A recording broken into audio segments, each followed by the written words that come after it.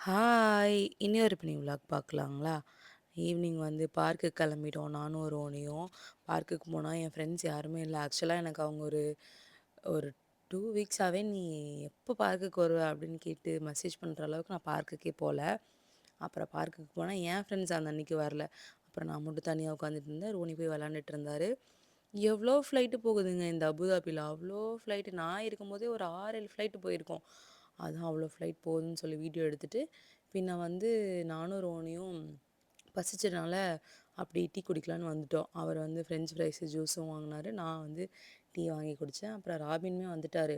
அவருக்கும் பசிக்குதுன்னு சொல்லி அவருக்கு பர்கர் வாங்கிட்டு, சரி நைட்டுக்கு இன்னைக்கு வந்து நம்ம வெளியில சாப்பிடலாம் அப்படின்னு சிக்கன் வாங்க போயிட்டோம். நான் ஏன் சிக்கன் சொல்றேன்னா, அந்த கடையோட பேர் என்னால சொல்ல முடியாது.